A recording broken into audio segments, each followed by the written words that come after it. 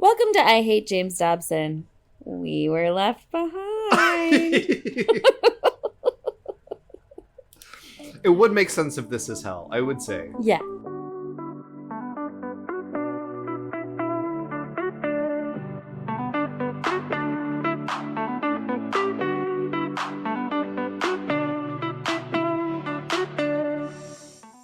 Welcome to I Hate James Dobson. My name is Jake. I'm a former evangelical turned queer sex therapist.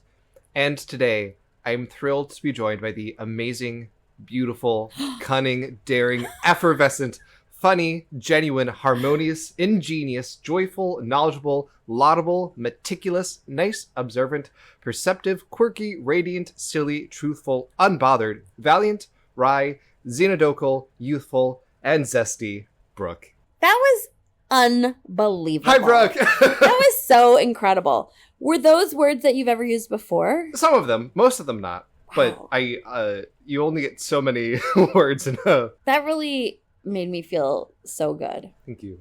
That, to me, was like a final project to wrap up the alliterations. I will have a new trick next time.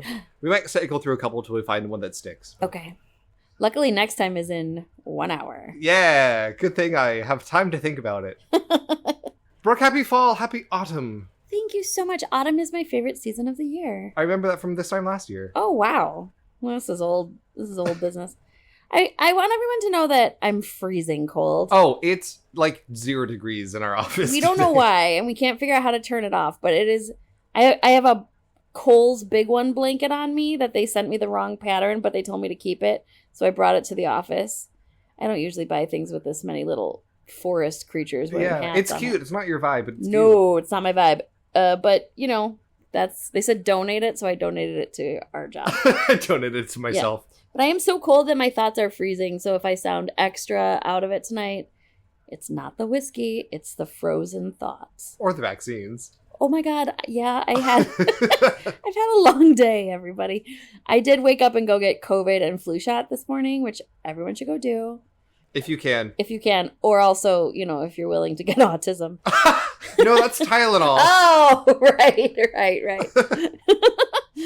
And now I am going to maybe be a little tired. It's been a long day.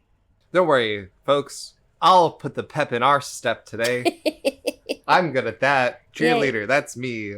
Yay. How are you? I'm okay. I'm Yeah, fine. Boyfriend and I are moving to a new apartment this weekend.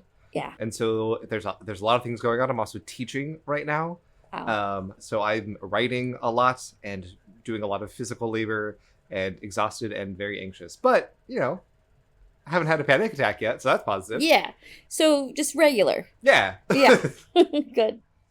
I also love autumn. I also love fall. Yes. I like calling it fall because that's what I grew up with. And also it's because leaves fall down. I think that's very silly. Yeah.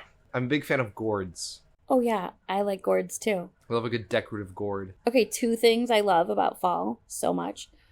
Tiny gourd pumpkins that look like itty-bitty tiny pumpkins because, you know, I love miniature things. Those are so cute. I'd like one of those, actually. If you see one, get me one, okay? Absolutely. And then candy corn. Pro or con? I love candy corn. You love candy corn. I also remember this. You don't love candy corn. Mm-mm. We already had this whole discussion 1 year ago. I'm remembering it all now. But just a reminder for anyone new, put peanuts in the candy corn. Peanuts in the candy corn. Yeah, peanuts. Interesting. You don't just eat it straight. That's that's why no one likes it. That's just like weird plain sugar crash. Interesting. I never thought about that. Peanuts.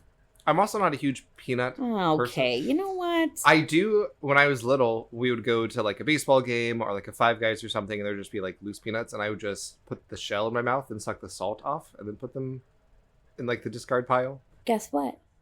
That's how I eat whole peanuts too. Hell yeah! I totally do. I mean, I also eat peanuts like a regular person, but when there's a whole peanut like that, I put the whole entire thing in my mouth, suck on it like a hard candy until it is disgusting, which is very not me, and then I spit the whole thing out. It's great.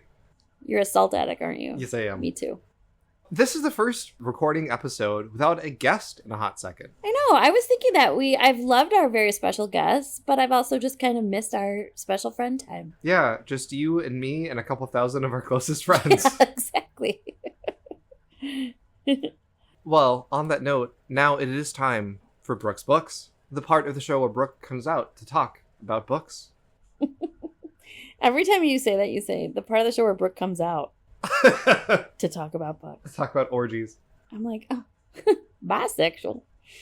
Okay, Brooke's Books. Listen, y'all, I literally am reading these very long books, but I am trying to read other books so that I have things for Brooke's Books too. Uh-huh. So it might not be that exciting, but I do have some things for you tonight. The first thing is Infinite Jest is going really well. I love it. A lot of people hate it. Maybe don't Google David Foster Wallace and find out a lot about his personal life, which I did recently. So just don't worry about that. The book, though, is really good. It's not for everyone at all. But I would say if you're a fan of David Lynch, you would be a fan of David Foster Wallace because he was heavily influenced by David Lynch. And it just kind of feels like that vibe. And I started to have some nightmares after reading it too much, so I have to read it slowly. Yep. So that's going well. I want you to know, though, that when you read Infinite Jest, you also read a book called, we hate this title so much, it's called Elegant Complexity. Okay. But it's the guide for reading Infinite Jest. And so I'm like 290 some pages into Infinite Jest, and I'm like 200 pages into Elegant Complexity. A guide to read a book is crazy. Yeah. It's not the first time I've done it. It's a lot. But you know what? It's going great. I'm also reading a wonderful book called Middlemarch. Are you actually still reading it? I mean, I have to say yes, because I cannot have done this to my mother twice. And my goal truly is to finish it by March. Uh-huh. I feel like such a bad daughter. I am like, well, I'm not really halfway through it, but my mom doesn't know that. I'm into it a little. So anyway, I can't give up on that yet. Sometimes I pick it up, then I usually just put it right back down. But I am here to tell you that I did read another book that I think people might like called, I hope I didn't already talk about this one, All Fours by Miranda July. Okay. It's so good. It's a little polarizing, so you might hate it, but I bet a lot of you would love it. And it's just a book about like a woman in a marriage that's like hit a plateau, and she drives out of town for a business trip and then doesn't quite make it there. That's all I'll say. And it's very good. There's really good stuff about just like being a woman in your 40s and what you might be thinking about or curious about at the time. But it's like well done. And when you think it's going to go one place, it kind of goes another place. And it's kind of hip. I don't know. Hip. That wasn't a hip thing to say. But it's just good. You'll like it. It's a very quick read. There's some sexy parts. Ooh. There's some funny parts. I laughed out loud. It's great. All Fours by Miranda July. And she's sort of a cool person who I've been... She's a hip person who I've been following on Instagram. She certainly doesn't need my support. She's very famous. But she's cool. Follow it. I read another book of poetry by Billy Collins. I love Billy Collins. He's just like a sweet old man. His poems are like... Well, I shouldn't call him a sweet old man. That's so condescending. He's just like a nice poet man. But you do kind of get the vibe that you might want him to be your grandpa. But also he does have some poems that are so funny. And they are really surprising. And he has this one about like, what if your dog actually hated you the whole time? That I think is like one of the best poems ever. And then the last thing I'll say is I'm not really reading this. I've already read it several times. But my friend and I discovered that our other friend... was never a young girl for some reason because he's a man.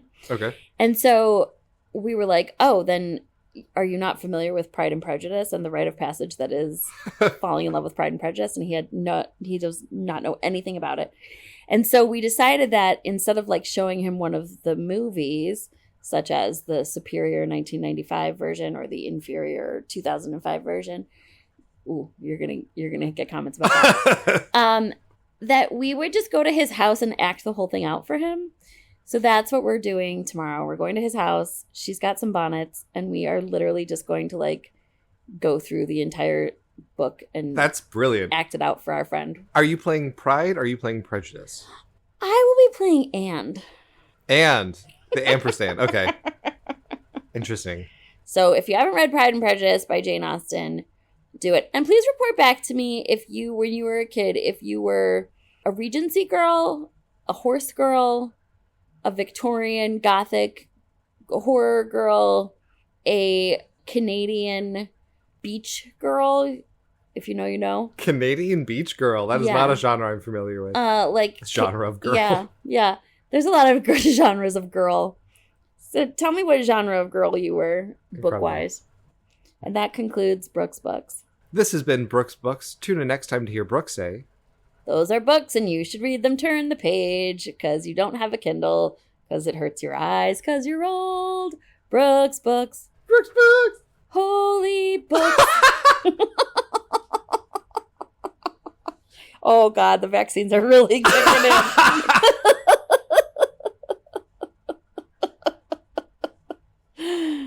So, Brooke, I would say James Dobson's had a pretty big influence in our culture, wouldn't you?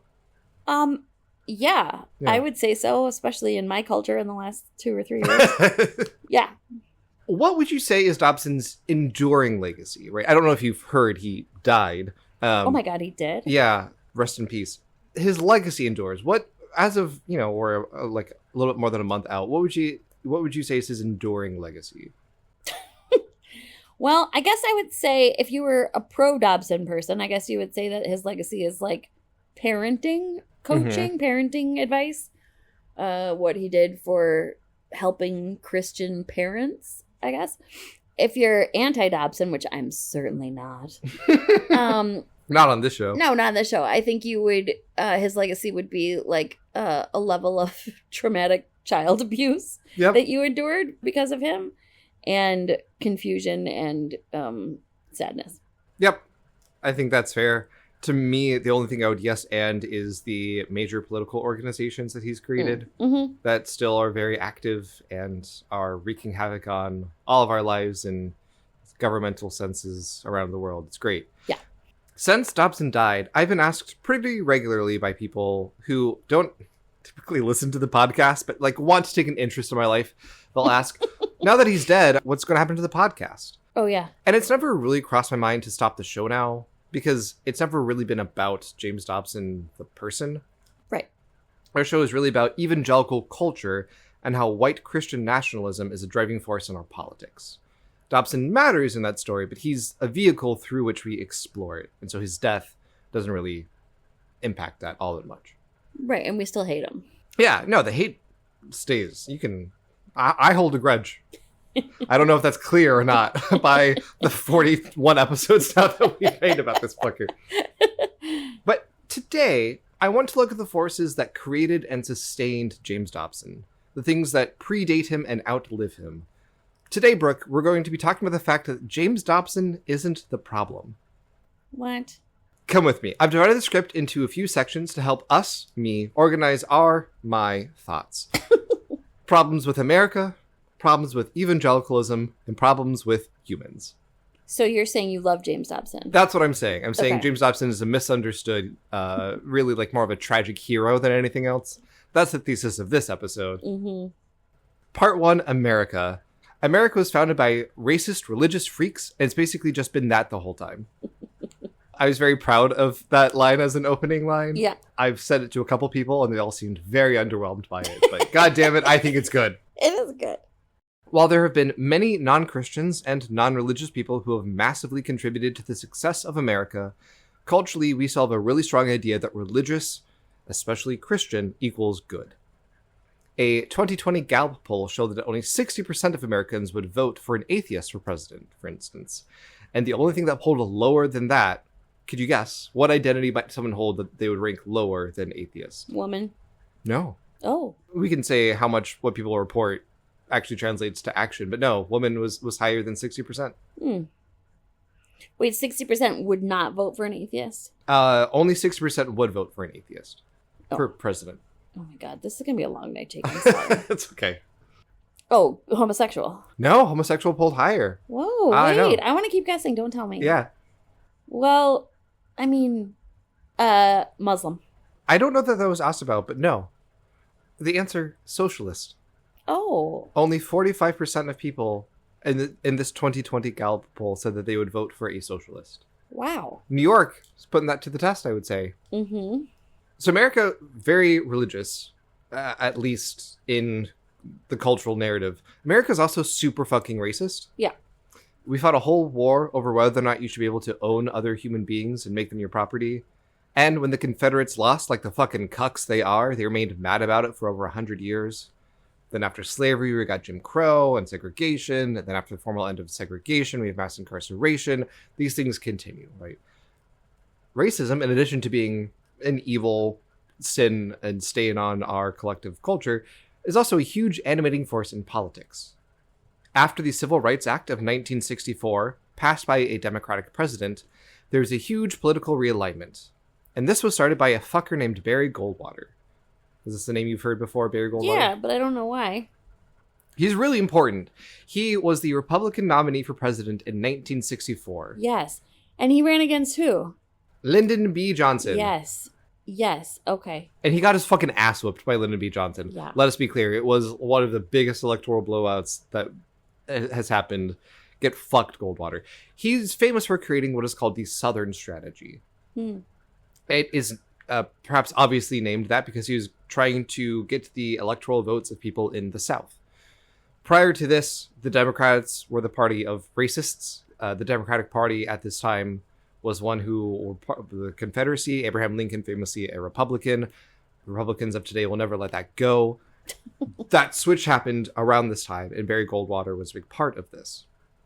Now that Dems were pushing for the Civil Rights Act, Goldwater saw an opening with racists. His strategy, as we talked about, failed miserably at first. The tactics continued. The next Republican nominee for president was a guy named Richard Nixon. Oh, yeah. Who became president, and he used the Southern strategy pretty effectively. His win solidified this as a viable strategy. So you're saying there's a strategy that involves engaging and influencing and hyping up racists in America? Mm-hmm. I wonder who else has used that strategy. Well, after Nixon came Ronald fucking Reagan. Uh-huh. And really, this podcast could be called I Hate Ronald Reagan. Because Dobson is basically Reagan's fault too. Ronald Reagan supercharged his strategy, but also made it a dog whistle. One of his advisors was named Lee Atwater, and he's quoted as saying the following. Now, I'm going to not use the slurs that he says. Wise. I'm going to say slur, slur, slur when he uses slurs. It's the N-word. Okay. Just put that in mentally if that feels helpful. And this was like a public thing he said? No. Oh. So the quote actually starts, quote, "Don't quote me on this." Incredible. You start out in 1954 by saying slur, slur, slur. By 1968, you can't say slur. That hurts you. Backfires. So you say stuff like forced busing, states' rights, and all that stuff. You're getting so abstract. Now you're talking about cutting taxes, and all these things you're talking about are totally economic things, and a byproduct of them is that blacks get hurt worse than whites. And subconsciously, maybe that's a part of it. I'm not saying that. What I'm saying is that if getting that abstract, that coded, that we are doing away with the racial problem one way or the other. You follow me? Because obviously sitting around saying we want to cut this is much more abstract than even the busing thing. And all the hell of a lot more abstract than slur, slur. So any way you look at it, race is coming on the back burner. This quote, full of horrible slurs, is saying our goal is to hurt black people, but we know that that's not, like, you can't really say it's not a good look. So we'll talk about things like economic welfare or forced busing or integration or whatever, but really we're wanting to say the slurs. And this guy was a senior advisor to Reagan. Woof. Ronald Reagan was an incredibly consequential president, not least of which was his intense deregulation of business, turning up the capitalism dial to a 12. Reagan was also the person who brought evangelicals back into political power, tying evangelicalism, racism, and hypercapitalism together. There is, to me, no clear line where one starts and the others stop. But on that note, America also almost exclusively runs on who has the most money, and those with money will do anything they can to keep and grow their wealth. Humanity be damned. There is a reason why there's not really a left-wing version of Fox News, for instance. Who would finance that? What billionaire wants to create a media ecosystem centered on them not being a billionaire anymore? Mm-hmm. Dobson created and contributed to a Hydra network of organizations, and it is beyond the scope of this episode to detail contributions to all of them. Although, God, I would love to do that. Someone give me money so I don't have to do therapy, so I can just do this breakdown. Or someone else do it too, that's fine too. But a brief rundown. From SourceWatch, Focus on the Family, Dobson's most famous organization, received millions of dollars in donations from the DeVos family. Oops. Do you know the DeVosses? Well, let me tell you, I sure do, because during my hot dog birthday, we were in Grand Rapids, and we were staying at the Amway Grand Hotel, which we learned as we were walking in is owned by the DeVos family. And there was a lot of just weird conservative stuff happening in that hotel that weekend. I won't get into all of it, but we were like, where are we and what's happening? Other than they're very rich and conservative, do you know anything about the DeVosses? Just Betsy DeVos. Who was Betsy DeVos? The something of education. Secretary of Education. Thank you. Secretary of Education, who like doesn't know how to read and isn't even a person. And... Correct. Yeah, they're just conservative fuckers who Donald Trump, because he's super fucking corrupt, don't put into cabinet positions in his first term. The DeVosses also donated a fuck ton of money to things like the Heritage Foundation, who wrote Project 2025, and the Federalist Society. The Federalist Society is a network of conservative freaks that are the reason why the Supreme Court is now the way that it is. Donald Trump picked his Supreme Court justices from a list the Federalist Society approved. Focus on the Family also gets a lot of money from the National Christian Charitable Foundation, an organization that helps fund other organizations like the NRA. Yikes. The Alliance Defending Freedom, another Dobson group who led the case that overturned Roe v. Wade. The National Right to Work Legal Defense and Education Foundation, which are anti-union groups. The Federalist Society, again, and more. A mega funder of the National Christian Charitable Foundation are the Coors family, like the beer. I think it's pronounced Coors. Coors. All of this to say, the money that funds the evangelical wing of our culture is the exact same money that's funding other non-quote-unquote evangelical causes like the NRA, for instance, or the National Right to Work and Legal Defense Education Foundation. It is really hard to track the influence of money in politics. In 2008, the United States Supreme Court decided the case Citizens United versus FEC. Here, the court decided that money counts as speech, so limiting how much money you can contribute to an election is basically limiting your free speech. This is an absurd and evil argument that opened the floodgates for all sorts of unaccountable money in politics. It's perhaps unsurprising that Supreme Court justices are frequently wooed by billionaires and made best friends for not corrupt reasons, you guys. That's crazy. America has a monopoly problem. There's like 3 companies who do everything. Which brings us to Know Your Monopoly! Woo!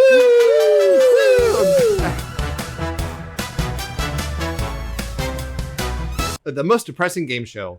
Brooke, I have some questions for you about our current monopolistic hellscape. Great. Imagine you go into a grocery store. Think of all the products you see, all the different aisles, right? How many companies do you think stock those shelves? Oh. I feel like the go-to answer is like hundreds. But probably it's like 5. Close. 10. 10. There's a lot of like sub-brands within these bigger brands, Okay. which is like the thing you're going to see a lot in these questions, to make it look like there's a lot more competition than there really is. I'm not going to ask you to name all 10, But I'm I can sure... try to name some. Yeah. What do you think are like the big brands that control? General Mills. General Mills is one. Purdue. Is not listed on this. Okay. What are they? Coke. Oh, God. Coke. Nestle. Nestle. Kraft. Oh, yeah, of course. PepsiCo. Oh. P&G. Yep. Johnson & Johnson. Oh, interesting. General... Johnson & Johnson makes food? They make like stuff in grocery stores, right? Oh, okay. Like your medical products and stuff. Oh, yeah, of course. General Mills. Yeah. Kellogg's. Yes, obviously. Mars. Oh, really? And Unilever. Yeah, that's like soap. All of those make sense. I'm, to be honest, a little surprised that Pepsi's on there. They own a bunch of stuff that you wouldn't think they own, right? Again, it's there's the product that they're most famous. When I think Kraft, I think they're macaroni and cheese. But also they own a bunch of other brands within that. Yeah, they do have a lot. Question number 2. 90% of the media in the United States is controlled by how many companies? 14, 10, 8. 8. Actually, it's 6. Well, that's not fair. You know I'm studying to take a really hard exam right now. No trick questions. Again, yeah, you will not have to name all of them, but what 6 companies do you think control 90% of the media in the United States? Okay, I can do this. Mm-hmm. Netflix? Mm-mm. Wait, am I thinking the right way? Kind of. NBC? NBC is owned by somebody, so no. Just tell me. Comcast. Of course. Xfinity. News Corp. News Corp. Disney. Viacom. Time Warner, and CBS. The last question in our very fun quiz. There are 3 car rental companies. Yeah. They operate under many different names to create the illusion of competition, but there are really only 3. What are the 3 brands? Avis? Avis is one. That's not even the most popular one, though. What are Hertz? Hertz is one. And I don't know. Enterprise is the third. Yes, of course. Enterprise. I love these games, and I'm not smart enough to play them tonight. I'm getting mad. It's a vaccine. You're fine. Enterprise owns National Car Rental and Alamo. Oh, yeah. Hertz Alamo owns Hertz, but also Dollar Rental and Thrifty. Avis owns Avis, Budget Rent-A-Car, Payless, and Zipcar. Payless? Mm-hmm. Like the shoe store? The car rental thing. I never heard of that. There's like 5 brands that run our entire country and also kind of by proxy the world in a way. And this also, I want you to know, happens in like clothing companies too. Mm-hmm. Like fast fashion clothing companies they all own each other. Yes, absolutely. I picked these 3 industries kind of at random: media, cars, and groceries, because I thought that they were things that are like close to people. We could do it for video games. We could do it for clothes. We could do it for books and publishing. We could do it for medicine, right? They're technically not monopolies, because monopoly means it's like it's oligarchy. It's a handful of super rich people making all these decisions, but diluting it just enough that the flack doesn't get thrown to them as much. Don't you think it's like wild that Disney is such a big player? I think about that all the time, actually. Like, Walt Disney was just some fucking guy. He's like, I like a mouse. And now, did you see, this was like a year or so ago, someone got in some kind of horrible accident or maybe died at a Disney park, and the Disney tried to say we're not liable for it because they had a Disney Plus subscription. Wait, what do you mean? Yeah. Because they had a Disney Plus subscription? Yeah. That meant, or Disney argued that means they waived their rights to like health and safety. What? That doesn't even make sense. You'd think it would be because they didn't have a Disney Plus subscription. Well, in the terms of service. Oh my God. After a doctor suffered a fatalistic allergic reaction at a Disney World restaurant last year, Disney tried to get her widower's wrongful death lawsuit tossed by pointing to the fine print of a Disney Plus trial he signed up for years earlier. Wow. Come on, Disney. They eventually backtracked from that, but that was their initial thing. So it goes from, I like drawing a mouse, to you kind of deserve to die because you signed up for a free trial of Disney Plus. All hail our corporate overlords. I, for one, welcome their rule. I think when it comes to groceries, it's important to also know that sometimes, not all the time, but sometimes when you think you are buying this organic, grass-fed, natural, blah, whatever, it's still owned by General Mills or whatever, right? It's just they know that they're trying to get everybody, right? It's a marketing ploy. So much of the things, and some of them do matter, right?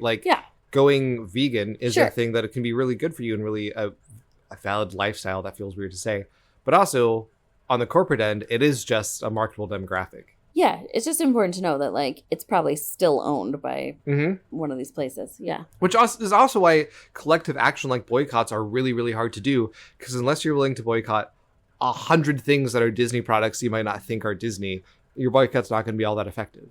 Yeah, and you can decide whether to include this or not because it talks about work, but One thing I think that I have found interesting is that like all the boycotts about like Target and Amazon and stuff, but then, you know, our 401ks, they're investing for us back into Target and Amazon, right? Yeah. Because they invest into the biggest places. Mm-hmm. So I'm like, how do we actually do this? Yeah. It's, again, we're looking at these broader structural forces. I find it very unhelpful to blame individual people like, Brooke, how dare you invest your 401k in these things? Because the game in America is so fucking rigged for these people who then put ungodly amounts of money in our politics so they can just get richer and richer and richer. Mm-hmm. Dobson was a recipient of such money. America is also super violent, like weirdly so. Like, most of the world would rather show kids a boob than violent murder, but not in the good old US of A. Personally, I think it's probably because of the foundations of genocide and slavery that we've never really dealt with. I love that on my own Instagram one time. I mean, not on my Instagram. I was scrolling on Instagram one time. And I came across a thing that was like, this is sensitive content, blah, blah, blah. Click if you really want to see it. But I knew what it was going to be. And it was like a painting of a naked lady with a boob, right? And I was like, okay. But like, you know, a different time I just saw a murder. We're literally, not even being funny, like literally traumatized. Yeah, I literally was vicariously traumatized and had to go to like emergency therapy because it was just scrolling through Instagram and there was like a full murder. We could have a whole separate conversation about the role of like social media and tech platforms. But one of the things that was really, really upsetting to me about the Charlie Kirk murder was how many accounts were posting the super graphic video that he had for clickbait because it would get them revenue and clicks and money. Yep. Right? There are these incentives for violence. If it bleeds, it leads is kind of the truism in journalism. Mm-hmm. Violence is so normalized for us here in the good old US of A. Gun violence, to name an obvious example, but also state and institutional violence like conversion therapy or institutionalization. Spanking is a very violent act, but it's also socially controversial. Ultimately, the problems with America often boil down to racism and capitalism, which themselves are inherently linked. The idea of race, as we understand it, was created to justify slavery at the time that capitalism was being created. See the Dutch East India Company for more. This was also the time of the founding of America. With that sense of capitalism also comes hyper-individualism. We see this all the time with America, especially with conservative America. The pull yourself up by your own bootstraps. Yeah. Which is a phrase coined ironically. Like, if you think about it, you cannot pull yourself up by your You trip and fall. Yeah. I never thought about that before. It's impossible, but irony is dead, so it doesn't fucking matter. Yeah. We see these problems woven throughout Dobson's work, right? Problematic behavior is an individual problem, one that you can hit out of kids. He literally has said things like poverty doesn't cause crime, which it's like technically doesn't cause crime in like a but he's missing the point. It does. He's wrong. It's not an individual problem. Capitalism breaks society down into such small fractions, such as the nuclear family, and then turns that entire family system into a machine to produce, to make the line go up forever. A stay-at-home wife does all of the chores, so the man can be the most productive at work. And the kids are raised to be the most effective workers, not necessarily the healthiest or most fully realized human beings. Hyper-individualism also breaks down feelings of community. If I'm competing with you for wages, I might not want to hang out with you as much, or I might be distrustful of you. Outside of churches, where can people go for community? This is a genuine question that I'm asking. Like, I have a couple of things listed, but like... Yeah, that's hard. I think there are some things that have some level of community built in, but not very many, right? Mm-hmm. Like parenting, right? You're likely to run into other parents of similarly aged children at their schools and whatever, right? Schools is a big one, yeah. Schools, yeah. If you're in college, you can meet people your age with similar things. But after, I have found this actually a lot with clients who are like launchers, right? Which is what we call like 23 to 26-year-olds, where it's like, where am I supposed to find people? Yes. Right? And like one question I think that comes up a lot as a therapist that I hear a lot from all different ages of people is like, how do I make friends? Yes. Pretty much anyone that I see for therapy, at some point we will have the conversation of how do I make friends as an adult, not at bars. Right. Or frankly, even at bars. Even at bars, like, sure. It's not necessarily that social of a scene. It's not really community like it used to be, like a pub or something, right? Mm-hmm. I think gay bars have a kind of unique twist to that. But I think I'm going to yes and my own statement. Not at bars, but at places where you don't have to spend money. Yeah, that's true. Right? Churches, you're supposed to tithe. You don't have to spend money to go there. Schools, if it's a public school, you pay through like property taxes, but it's free to go to. Libraries. I think public libraries can be a great source of social support. Like often they have events. People go there for resources. It's great. They're also tragically and horribly underfunded. Parks, if you're lucky enough to have a park near you. And only in good weather. Mm-hmm. I had a whole section here that I got rid of because it was kind of beside the point, but like the suburbanization of America. Yeah, and you know what's an interesting point to all this is that this is also going to be about what you can afford, right? Yes. Like I was just thinking there's kind of a community, even just outside of performers, but there's kind of like a theater community of people who go to theater or are on boards or whatever. That is a community, but you have to have money to be part of it. Yeah, if you can afford to go to the theater, it's great. Yeah, although it's like who can anymore. But you're bringing up a good point, which is that like if you live in poverty or you just don't have a lot of money, you are less likely to have community unless you're someone who goes to church, I guess. Yes, absolutely. When we feel disconnected from people around us, it's also a lot easier to demonize them. Mm-hmm. Part 2, evangelicalism. America was founded by super conservative Protestants who felt England was too liberal for them. Their ideas of Christianity don't cleanly map onto our understandings, especially of evangelicalism. Many of the founding fathers were deists who used the language of God and Jesus, not in the like white American Jesus bit, but more of a philosophical and much more pretentious kind of sense.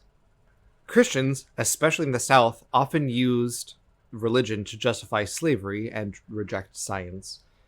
After the Scopes monkey trial and the death of William Jennings Bryan in the 1920s, fundamentalist Christians, who would later evolve into evangelical Christians, largely receded from political life. Until Ronald Reagan! In the aftermath of the social upheaval of the 60s, a new wave of fundamentalist leaders became famous. This is the likes of Jerry Falwell and Billy Graham, as well as people like Jim and Tammy Faye Baker, Kenneth Copeland, and, of course, James Dobson. The Trinity Broadcasting Network. Yeah, TBN. That started in 1973, so around the same time, slightly later than these people. Praise the Lord. Evangelicals were wooed back into political life as a part of a huge political realignment, where, as we talked about earlier, the Republican Party became the party of racism, which isn't an exaggeration. Like, I'm being like kind of glib about it, but that was just the strategy, was let's appeal to racist white people, largely in the South, who haven't voted for us in a while because they're not going to vote for the party that gave black people rights. Anyway, Reagan explicitly brought in leaders like Jerry Falwell. Reagan actually spoke at Liberty University on a campaign stop and said, "I know you can't endorse me, but I endorse you." Oh, God. Which, I don't know. Maybe I'm not a political speechwriter, but that's just so cheesy to me. Like, yeah. Whatever. And he kept this going throughout his presidency. Dobson was appointed by Reagan to a couple different presidential commissions, such as the Presidential Commission on Pornography. Also, for some reason, he was the co-chair of the Citizens Advisory on Tax Reform. Dobson was? Yeah. Why? Because Family Guy, and it looked good. Again, though, it's also, that is this tying of evangelicalism, racism, kind of subtly, for the economic power of white supremacy, and capitalism. Mm-hmm. Do you want to know another interesting fact about James Dobson, just randomly? Yeah. He one time interviewed Ted Bundy. What? That's not true. That can't be true. Just Look it like... up. It's true. Wow. Yeah. Huh. He never really mentioned it, but yeah, he did. Look it up, kids. I'll have to look into that. Evangelicalism, as we understand it, didn't really exist before then. So this time, the 60s, 70s, a little bit into the 80s, really got to shape what evangelicalism was. And it's why we see the intersection of evangelicalism and capitalism. The Cold War was a big part of this, especially rhetorically. The one nation under God was added to the Pledge of Allegiance at this time to differentiate ourselves from those godless commies. But, in my humble opinion, this coupling of causes was more about the deregulation of business. It aligned their political desires and has persisted since then, from both Bushes, but especially W, to Trump. Reagan was the deregulation president. A lot of the societal ills, and especially economic ills that we see today, the myth of trickle-down economics, came from Reagan. That confluence of goals, of aligning the goals of capitalism and the religious right, helps me understand why so many of Dobson's projects, like the Alliance Defending Freedom, got so much fucking money from corporate megadonors like the Kochs, who are oil gazillionaires. Since 2020, how much do you think the Alliance Defending Freedom has received from the Kochs? Oh, I don't know. $800 million. Jeez. So Dobson was instrumental in turning evangelical Christianity, a strain of theological thought, into a political Republican movement backed by all the major players in conservative politics. But he wasn't alone in this venture.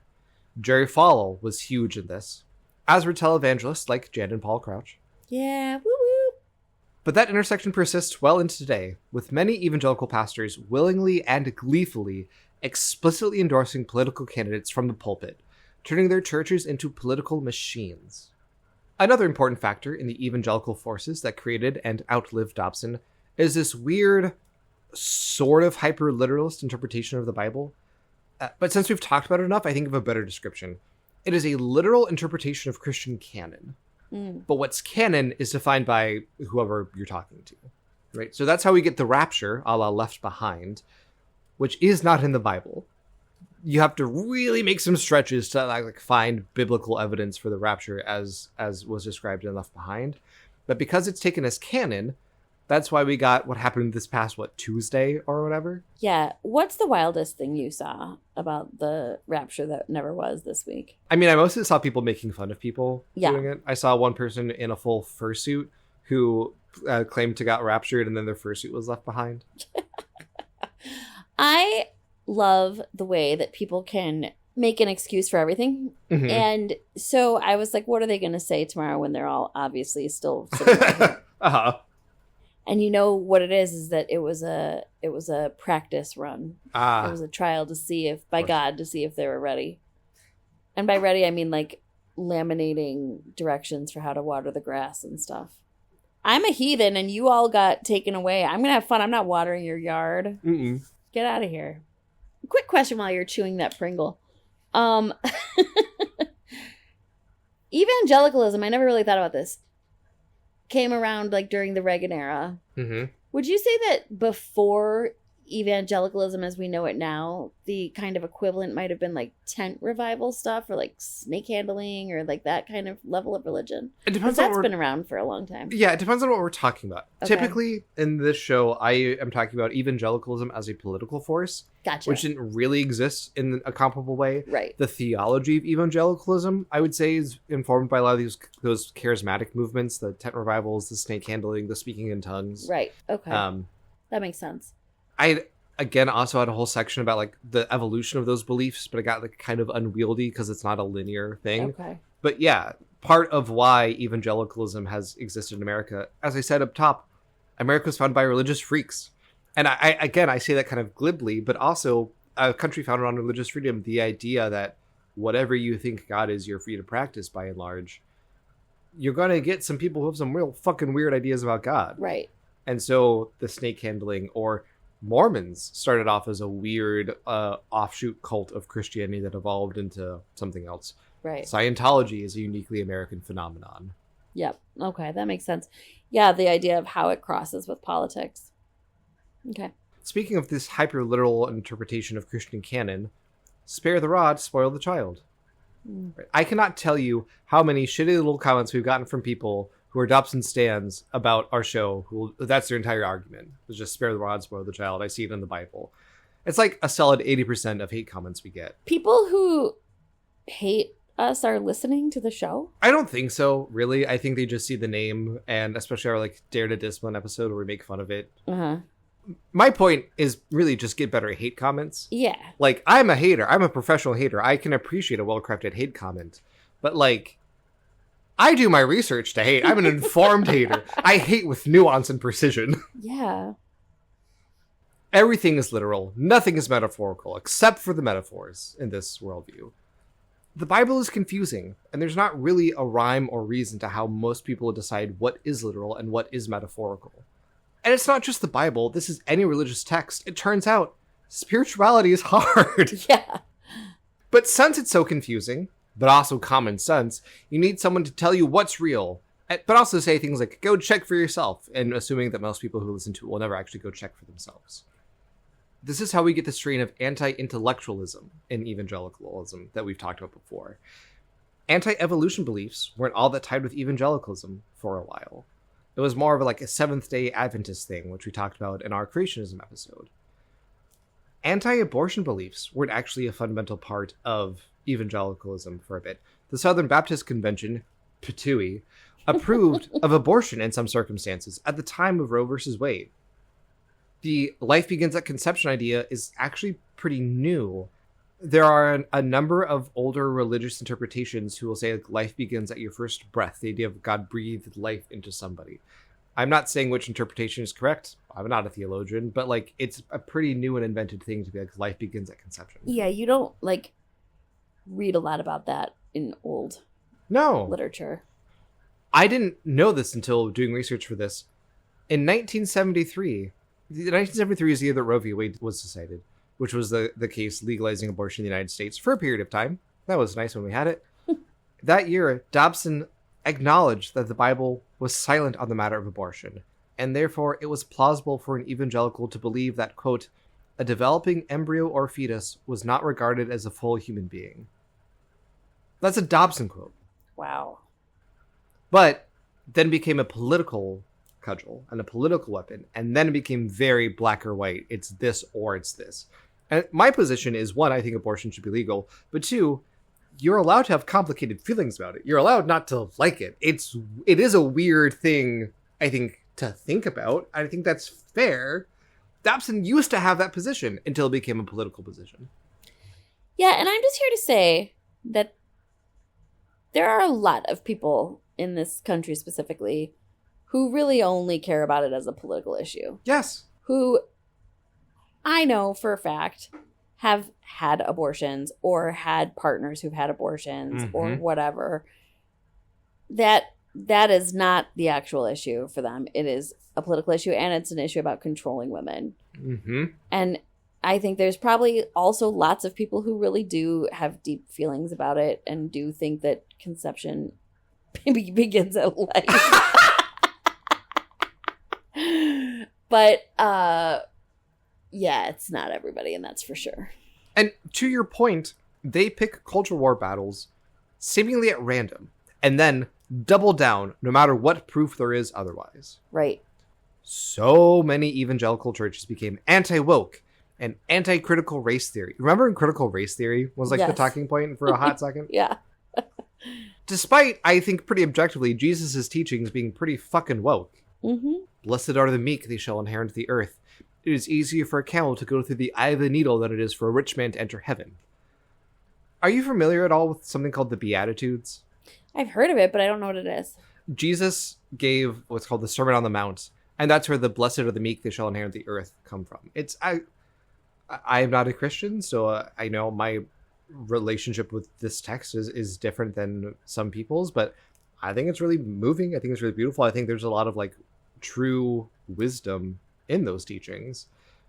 You know what teachings I like to follow are the piece of art from the 70s called Truisms by Jenny Holzer. If you don't know what that is, go look it up. She's a pretty incredible artist. And she does these things where she like projects words and things that she's put together. But they're pretty great. And she's the one that came up with Protect Me From What I Want, which is one of the best things ever. Protect me from what I want. That's really good. I bring up the Beatitudes. Yeah. Because you will very rarely hear evangelicals talk about them. You will hear them talk about the 10 Commandments all day till they're blue in the face. Because evangelicalism, again, as a political movement at least, is about control and authority.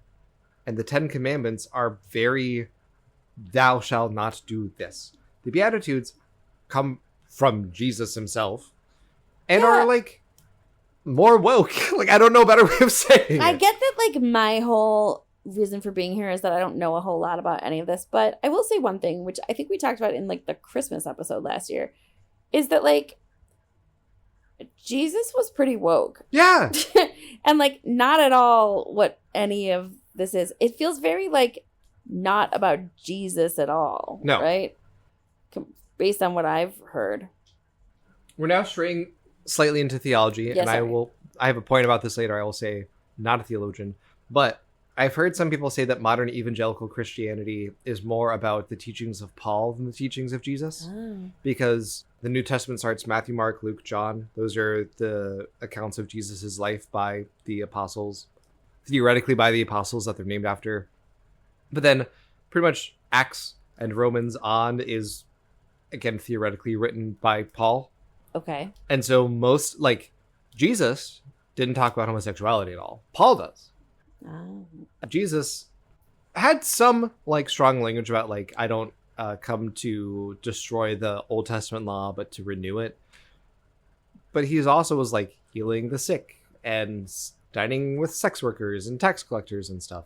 That wasn't really Paul's whole vibe. Paul wasn't so into that. No. There's a way to read all of it together in a collection of texts that people find meaningful and are good. I'm not trying to cancel Christianity. Oh my god, I know we're getting into some sticky territory. But a lot of evangelical Christianity as a movement, and especially the rhetoric, is not about the, like, softness and love of Jesus. It's about the fire and brimstone punishment of enemies, which we'll talk about in our next section as well. Great, I cannot wait. We're talking about anti-intellectualism. The rejection of any facts that contradict their idea of Christian canon are tossed out. But not only for them. Evangelicalism as a political project is dead set on, for instance, destroying public education at any turn. Homeschooling and private schooling. Basically anything but letting your kids stay in those heathenist public schools. They hate colleges. They hate universities as the supposed, quote, hotbed of liberal indoctrination. They make fun of it. They harass professors who they view as too leftists. They want to cut funding to universities and colleges in every which way. And they hate experts. Doctors and therapists who say trans people exist are groomers. Climate scientists who say we need to address climate change like yesterday are part of the Green New Scam. Anyone who disagrees with their political project isn't just wrong. They are a manifestation of the devil on earth. And I cannot stress enough, this isn't me editorializing. I have lost count of how many times Dobson and evangelical texts that we've read will say things are demonic or of Satan. Mm-hmm. This is dehumanizing language. It's dehumanizing their political opponents, and it is so normalized, playing off of dimensions of human psychology. Bring us to part 3. Humans' brains are broken. Many of the forces that created and outlived James Dobson are just things about being human. For instance, us versus them thinking. We get a huge sense of self by belonging to groups. By viewing groups we belong to positively, we see ourselves positively. This is called social identity theory, because everything needs a fucking name, I guess. In-group bias means we give preferential treatment to people who are like us in some way. This can be a neutral thing, but it often comes at the cost of disparaging people who are not like us. There's a study I think about often. I don't know, Brooke, if you've heard of this study or not, but in this experiment, people were asked to count how many dots were on a page. Just given a page of dots, asked to count how many dots were there. Regardless of their answers, experimenters would say, some people overestimate the dots, some people underestimate the dots. You are an overestimator. Then a little bit later in the study, participants were asked to help researchers give out compensation for the study. The choices were, everyone can get $5, or overestimators can get $4, and underestimators can get $3. And consistently, people chose the second option. They would rather hurt the outgroup, even if it meant hurting themselves too. And it's not based on anything. This overestimator, underestimator thing was already pre-assigned before people were going into the study, because the point of it wasn't actually to estimate dots on a page. This idea of us versus them, I want to hurt the them, is supercharged in American politics. After the Civil Rights Act and this realignment of political parties, politics became more and more about identity. Democrats became the party of civil rights, and the Republican Party became the party of white people, basically. That racial dimension was coupled with the rise of evangelicalism, which brought spirituality as an identity into politics. And the more people identify with their political party, the more they identify as partisans, the less open they are to hearing other people. It's not about what policy preferences do you have, it's about, is your team going to win? The key to breaking out of this pattern of thought is to meaningfully interact with people who you've deemed as other. That's the reason that the best argument for acceptance of queer people is to know a queer person. Right? All of a sudden, they don't seem like this shadowy cabal. Instead, it's Jerry, who lives next door and talks about gardening. I love Jerry. I love Jerry. R.I.P. Ben, though. Unfortunately, social media algorithms are also rapidly isolating us. There is very little shared reality in America today.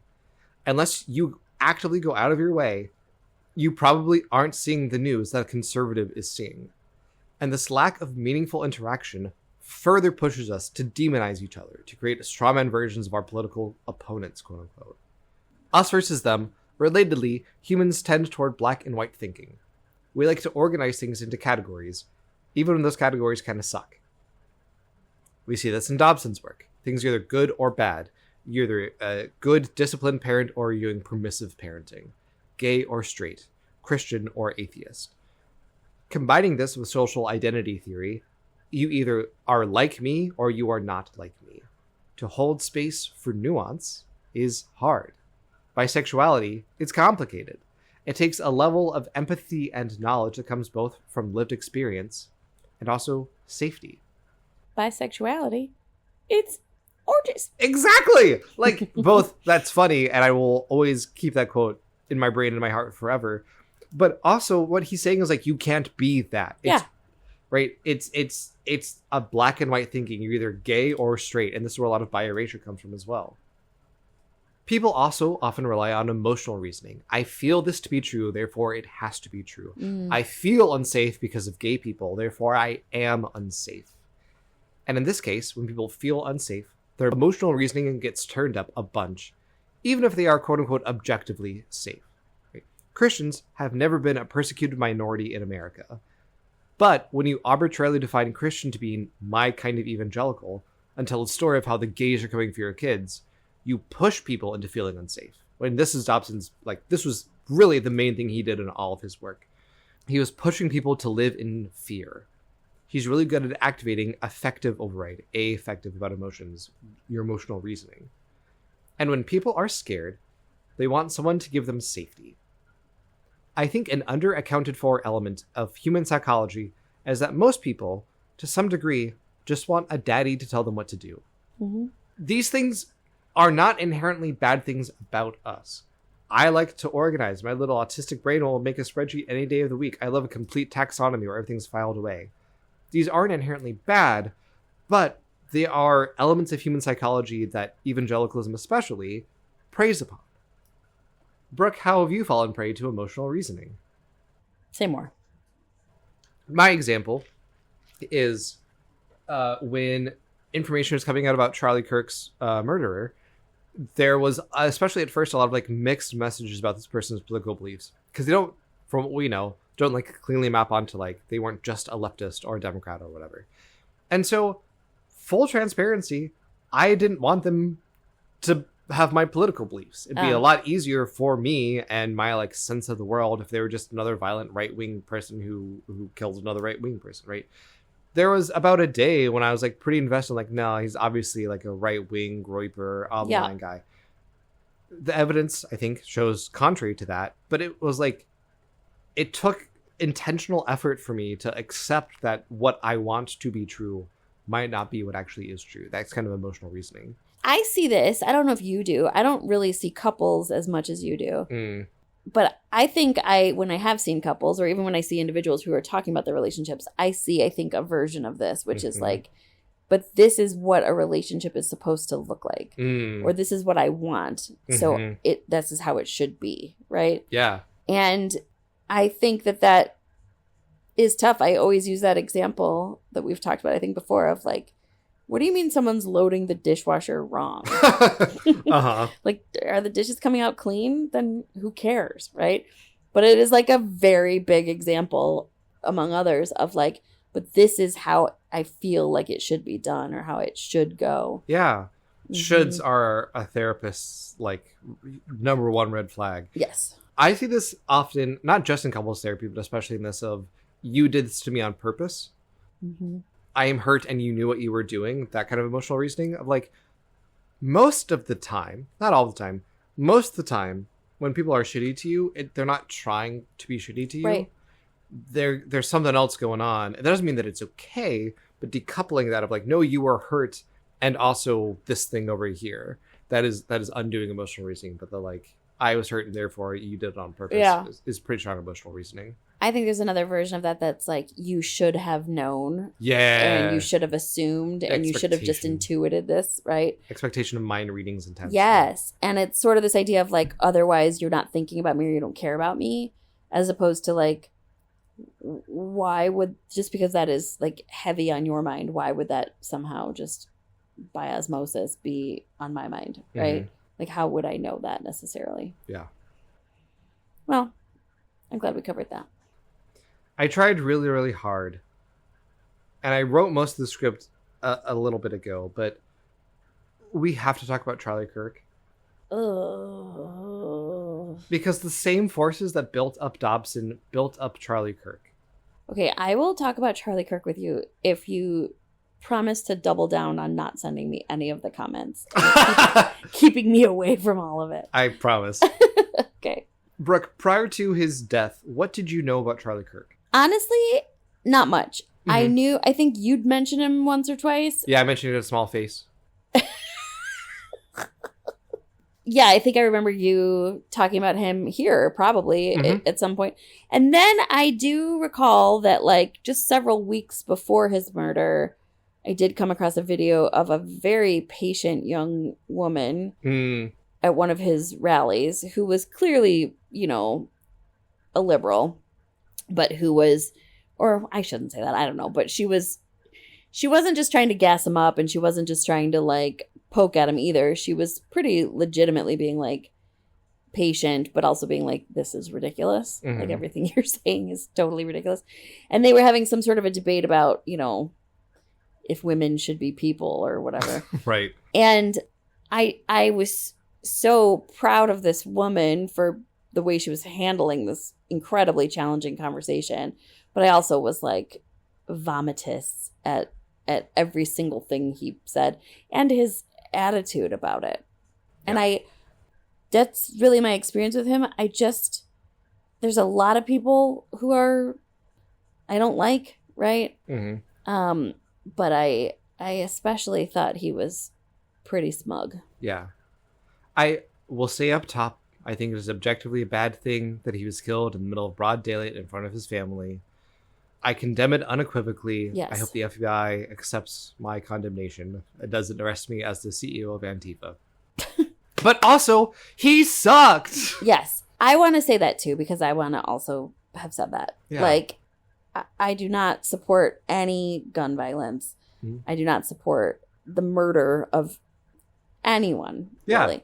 And this is complicated because, you know, Luigi Mangione, all this stuff, right? Where it's like, I know everyone's like, I know the whole thing. But like, no, we don't. This is not the answer. Yeah. Right? The difference is Luigi's hot. So emotionally it's complicated. A lot of people are trying to process it in therapy and their mixed emotions. That's fair. That's not the point of this. No, I will say that some of the things we're talking about in therapy, at least with my people, is that like, that's not really what we're trying to say, is that murder's okay if it's one of the people we don't like. Absolutely.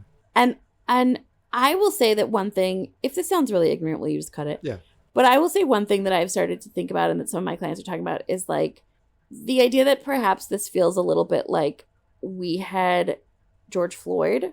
Yes. And the world changed significantly. Oh my God. I think about that quite often. Yeah. And the idea that like when that happened, he was sort of martyred in a good way, I think, for our cause, that like suddenly people were really thinking about race and talking about it and doing stuff about it and making different policies and blah, blah, blah, right?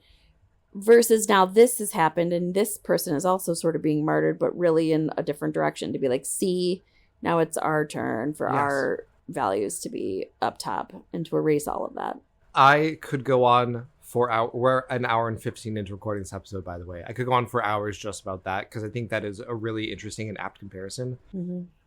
Charlie Kirk founded Turning Point USA, an organization. He founded it when he was 18. We've talked about Turning Point, haven't we? Mm-hmm. What is it? It is a fascistic propaganda organization. Right. And again, this isn't me editorializing. That's been their whole point the whole time.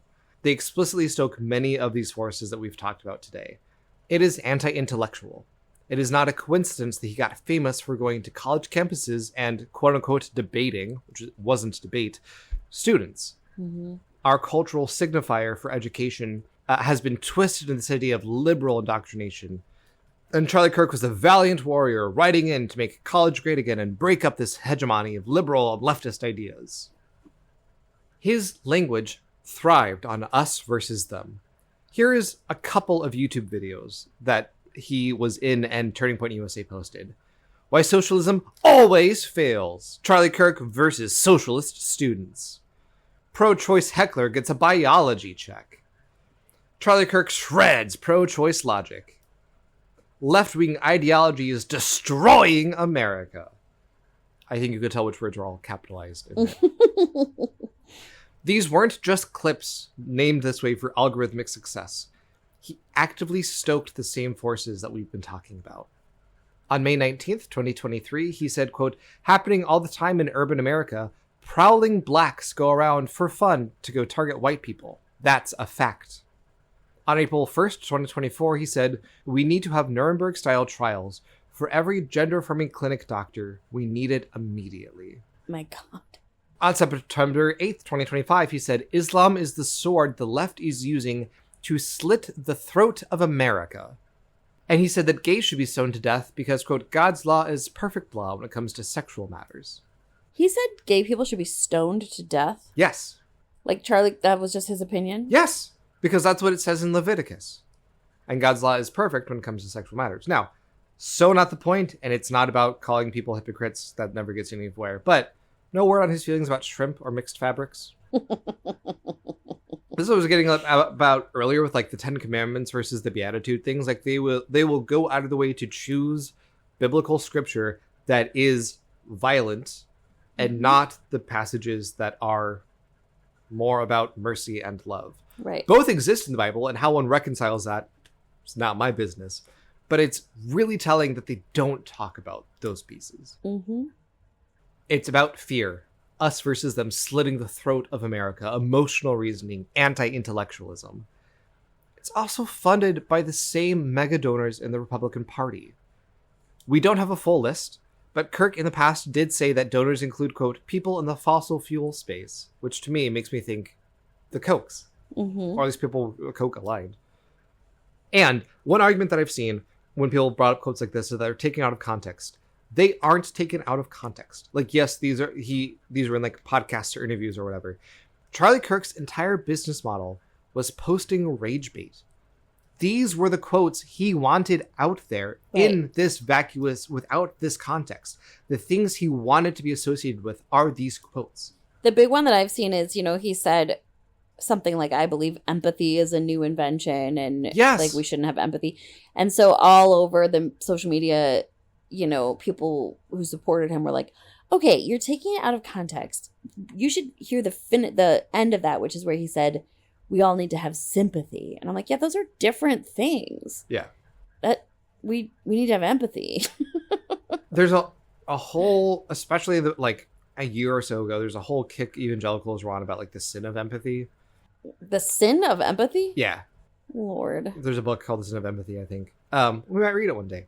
Did you say we might read it one day? I might read it one day and tell it to you.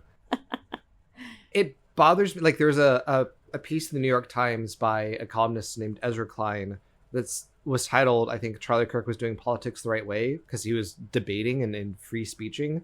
And it is better to do that than murder, sure. But he wasn't really interested in debate. Right, it was framed as a debate. That wasn't what was going on. No, because in a debate, well, maybe I'm wrong, but in a civilized debate, you're not there to slaughter. And you're not there for the hashtag content. Right. And also, in a civilized debate, or discussion, you're willing to accept certain points, or I don't know, you're open a little bit. Yes. He was there to score political points, to make YouTube videos like leftism is destroying America.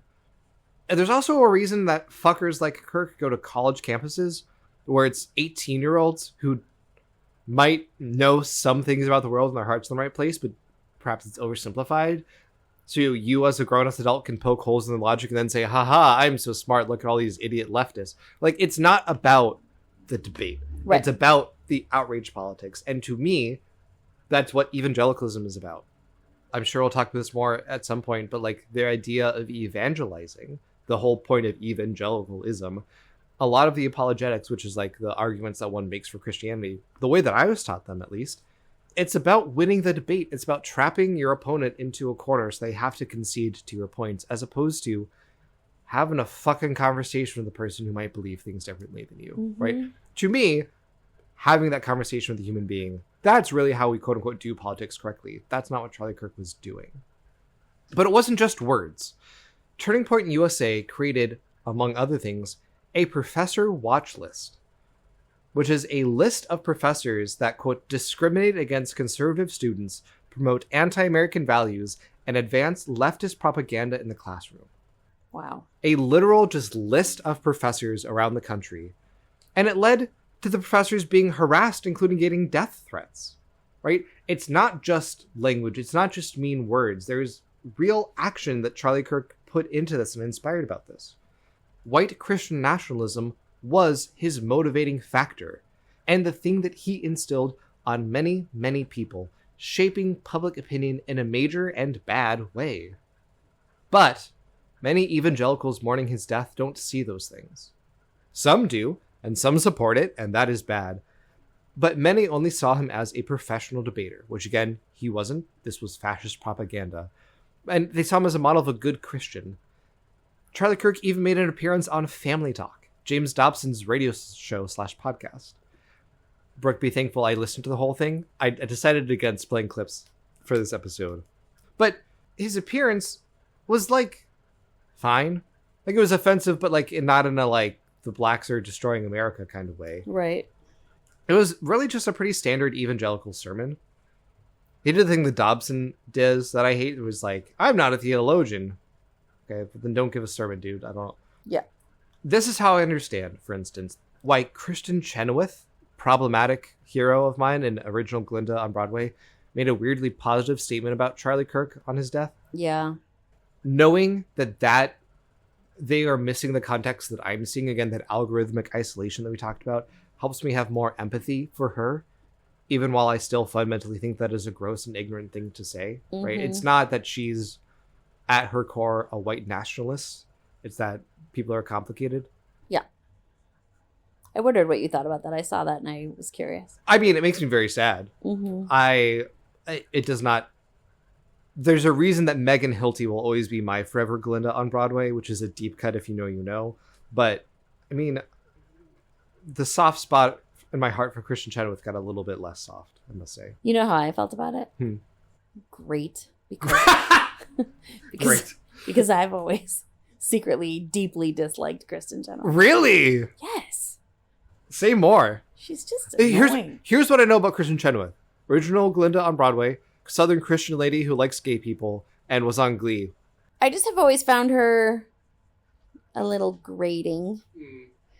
And a little bit like...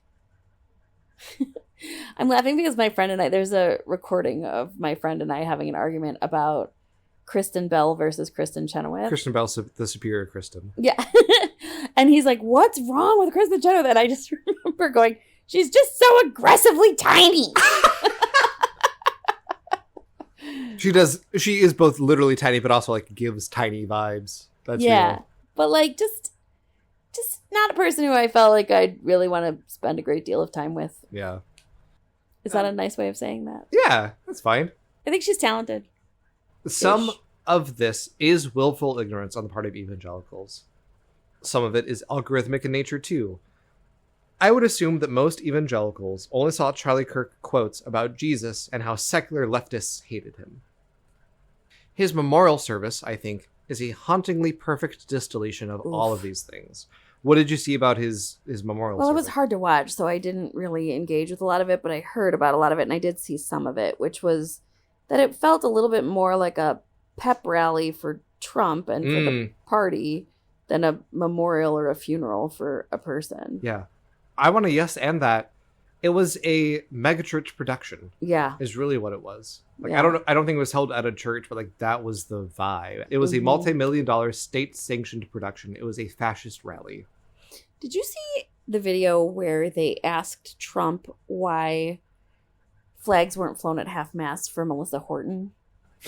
And he was like, I don't know who that is. I don't know what you're talking about. And I was like, what a piece of shit. We're going to talk about him in a second. Okay. Christian musicians performed at this funeral. Is Skillet there? Skillet was not. Skillet, I did check. John Cooper, head vocalist of Skillet, did tweet positively about it, which he hadn't tweeted in a while, and then he tweeted that. A guy named Chris Tomlin performed, and you don't have the background for this. Chris Tomlin is like very famous and very mid performer, right? Like you need background music at church while people are filing in. You put on a Chris Tomlin song. Like he's fine.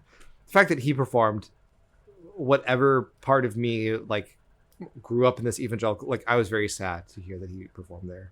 As you mentioned, Donald Trump was there. So Donald Trump, a pedophile, a rapist, and a pedophile, a rapist, and also the president, said at his funeral, "I don't love my enemy. I hate my enemy," to raucous laughter. Did you see this clip? No. Yeah. He said Charlie Kirk was a great person who loved his enemy and wanted the best for them. I don't. I hate my enemy. I don't want what's best for them. Great. And haha, it's funny because it's true. Charlie Kirk's wife did, and I think a very poignant moment, forgive the shooter. But the poignancy of that moment was undercut by literally everything else. I forgive the man who killed my husband, followed by I don't love my enemies. That's not cognitive dissonance. I actually think they're part of the same project. I also need to take a moment. Stephen Miller gave a speech there. Stephen Miller is a senior advisor to Trump, and Stephen Miller is basically the one actually running the president. Stephen Miller is an open white supremacist and just both an absolute monster and also deeply uncharismatic and unfunny and untalented.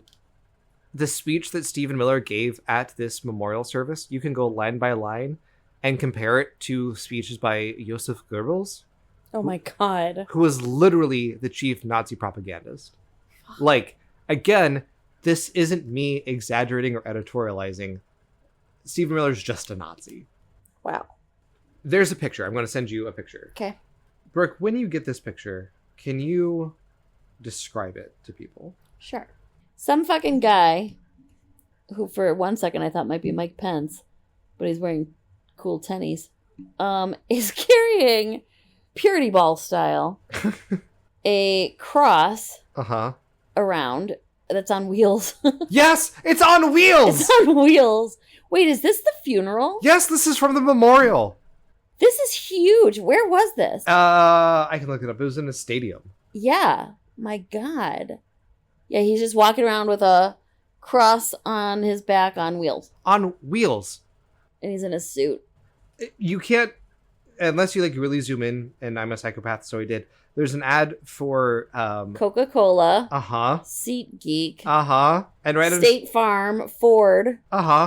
There's advertisements like that they put up for this? I mean, it's part of the stadium stuff. Okay. But also, yes, there's an ad for sports betting right underneath the SeatGeek one. It's a Bet MGM. Which to me, I think, encapsulates evangelicalism. It is the aesthetics of Christianity without the substance. It is claiming martyrdom while putting wheels on your fucking cross. Yes. And I'm seeing this audience now in all the red shirts. It's a MAGA rally. Yes. It's hatred guised as holiness. It is the rhetorical essence of evangelicalism to me. Yikes. I try not to leave people just in despair, even though this is a kind of depressing podcast. So I do want to take a moment to talk about like how to fight back against these forces.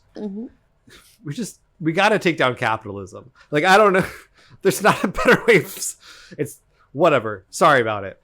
We also need to build community. Get offline and go talk to people. Meet your neighbors. Make community spaces. Practice empathy for others, especially those with whom you disagree. I'm not asking you to do it for everyone. I will never feel empathy for Saul. He can go rot in hell. I don't care. But because of mutual love and respect that we have for each other, my evangelical mom and I are often able to talk about politics in areas where we disagree. And I hope at least both feel like we're learning things from each other. It is possible, even if it's not possible with everybody. Slowness. You don't have to make a statement about things right away. You don't have to react automatically. It's okay to say, I don't know enough about this to have an informed opinion. It's a type of humility that I think can be really powerful. It's okay to not post anything about it or comment on anything. And it's also okay to say, I changed my mind, or I was wrong, or I thought about this more. In couples therapy, I really make it a point to make people say, I was wrong. Not just be like, oh, I'm sorry. Like, I'm sorry is good. Say I was wrong. When I fuck up, even like small things, like I'm like, oh, karaoke starts at this time. Boyfriend's like, no, it's this time, and he's right. I make it a point to say, oh, I was wrong. You were correct, right? To acknowledge our humility and faultiness. That doesn't make us weak. I actually think it's a really powerful statement. I will say, unfortunately, we're talking about these broader forces. Individual solutions don't fix systemic problems. I think culturally, we need more third spaces to go and be with people that doesn't cost money, right? I love a good park. One of the things I love about Chicago is how close I live to multiple parks. A lot of places don't have that. Right. We need community support. We also need things like free childcare and healthcare that can come from community support. If you live near an organization called Food Not Bombs, I highly recommend that. The best way to beat fascism is to fix the conditions from which it springs. Also, education and honesty, challenging your assumptions. You are not immune to propaganda. I am not immune to propaganda. We all have these biases in our human psyche. Again, these aren't problems, but they're things to be aware of. Honesty and empathy, I think, are incredibly powerful weapons in our arsenal that fascists don't have. Part of the reason I wanted to write this episode is individual people are not the problem. In our Dead Dob Day episode, Brooke, you mentioned that part of your grief around Dobson's death is that while Dobson is gone, someone else will take his place. And the same is true to me about Charlie Kirk. If we really want to fight back and really make a change, then our fight isn't with Dobson or Kirk or Saul or whatever. Our fight is with these systems that enable these fuckers. That's right. Again, political violence is bad. Don't murder anyone. But also, it's really ineffective. Like, if Charlie Kirk's murder was indeed motivated by his transphobia, oh my god, did he make it worse? Empathy and kindness, love are not weaknesses. Sometimes it is important to protect yourselves and be a little bit more rowdy. But I think really we need to build a politics founded on empathy and nuance and love. At the start of this episode, I said James Dobson isn't the problem. And largely I stand by that. The problems are a mixture, a big soup of structural, political, theological, and human nature vulnerabilities. However, James Dobson was the one who created the media empire Focus on the Family, and the Alliance Defending Freedom, the Homeschool Legal Defense Association, etc. Rent-a-teen. Rent-a-teen, oh my god. Some people talk about the great man theory of politics, where it's individual people throughout time that shape history. I don't totally believe that. But also, I think Dobson took these forces and focused them in a way that only Dobson could. Someone else would have done something, I would say, probably similar, but there's a unique Dobsonness to these things. So I'll amend my earlier statement. James Dobson isn't the only problem. But God almighty, do I hate James Dobson. I hate James Dobson so much.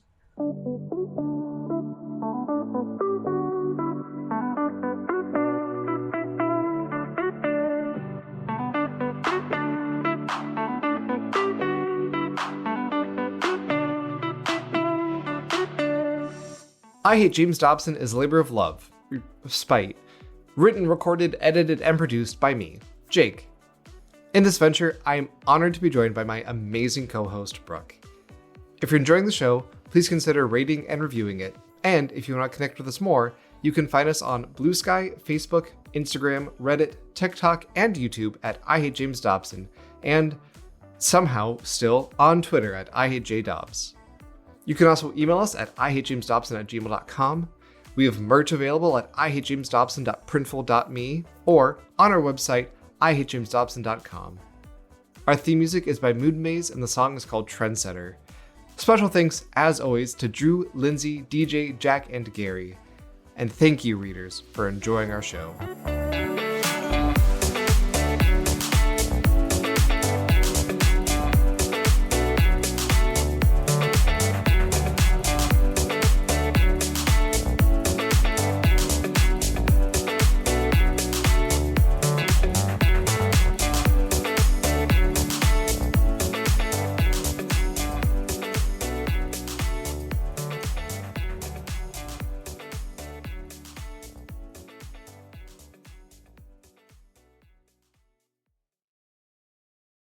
Okay, but did you stop recording? Not yet. Can you play this for the tag? Uh-huh. This episode of I Hate James Dobson was brought to you by Crosses on Wheels. Crosses on Wheels. For comfortable martyrdom. For when you want to look like Jesus, but carrying around a cross would be a lot of work. When you also, wait, hold on, I just thought about this. It's a memorial. You're sitting down. It's not standing room only. You can carry a cross for literally 5 minutes. Oh my god. Crosses on Wheels.